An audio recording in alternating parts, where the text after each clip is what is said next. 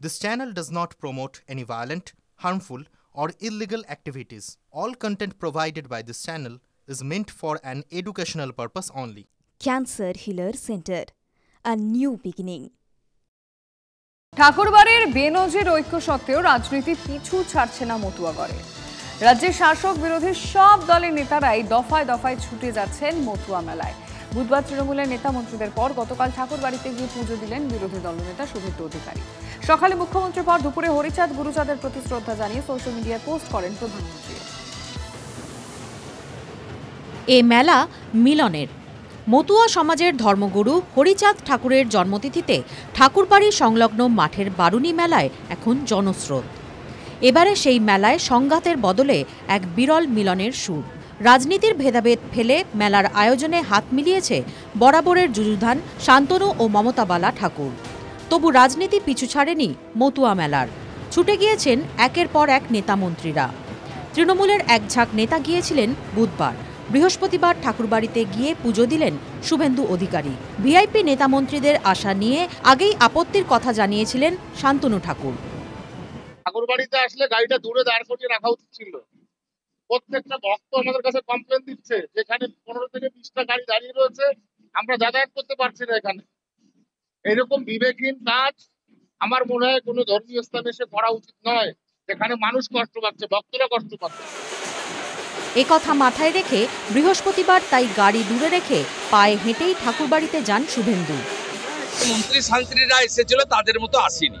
আমি পদব্রজে এসেছি, প্রায় 700-800 মিটার, 1 কিলোমিটার হেঁটেই এসেছি ভক্তদের সাথে।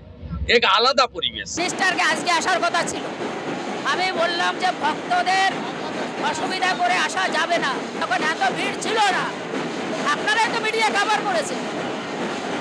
আজকে এত ভক্তদের অসুবিধা হবে বলেই ওরা গতকালকে এসছে। সেটাকে যদি ঘুরিয়ে রাজনীতি করে তাহলে আমার কিছু করার নাই। হরিণঘাটার বিজেপি বিধায়ক অসীম সরকারকে বুধবার মমতাবালা ঠাকুরকে পায়ে হাত দিয়ে প্রণাম করতে দেখা গিয়েছিল। অসীম সরকারকে পাশে নিয়েই সেই ঘটনার ব্যাখ্যা দেন শুভেন্দু। ভারতীয় জনতা পার্টি একবারও বলেনি যে তৃণমূল কংগ্রেস করলে সে যদি মতুয়া বাড়ির লোক হয় তাকে শ্রদ্ধা জানানো যাবে না। তিনি যদি আমার সামনেও পড়ে যেতেন, আমারও কেউ শ্রদ্ধা জানাতে হতো। হরিচাঁদ ঠাকুরের জন্মতিথিতে তাকে শ্রদ্ধা জানান দেশের প্রধানমন্ত্রীও। সরকার মতুয়াদের উন্নয়নে নিরলস কাজ করে যাবেন বলে সোশ্যাল মিডিয়ায় পোস্ট প্রধানমন্ত্রীর। এর আগেই লন্ডন থেকে হরিচাঁদ ও গুরুচাঁদ ঠাকুরকে শ্রদ্ধা জানিয়ে সোশ্যাল মিডিয়ায় পোস্ট করেন মুখ্যমন্ত্রীও। রাজনীতির ভেদাভেদ দূরে সরিয়েই এককাট্টা হয়ে মতুয়া মেলায় হাত লাগিয়েছে সকলেই। Bureau report, TV9 Bangla. শুধুমাত্র সিসিটিভি বসাতেই প্রায় 3.5 কোটি টাকা খরচ, চমকে দেওয়া বিল গৌরবঙ্গ বিশ্ববিদ্যালয়।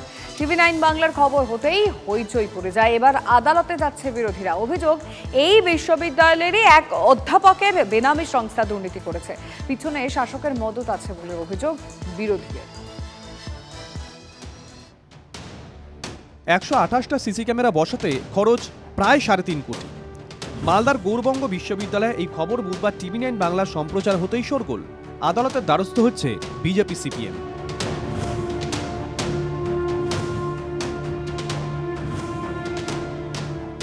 কিছুদিন আগে এই বিশ্ববিদ্যালয়ে 128টা সিসিটিভি বসাতে একটি সংস্থাকে বরাদ দেওয়া হয়, কিন্তু বিল হয় চমকে দেওয়ার মতন।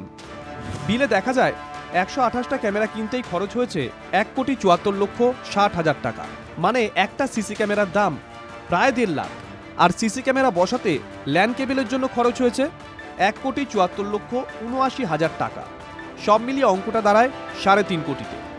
TV9 বাংলায় খবর সামনে আনতেই হইচই পড়ে যায়। এই নিয়ে আলাদা আলাদা বৈঠক করে CPM BJP। দুই দলই আইনি পথে হাঁটার সিদ্ধান্ত নিয়েছে।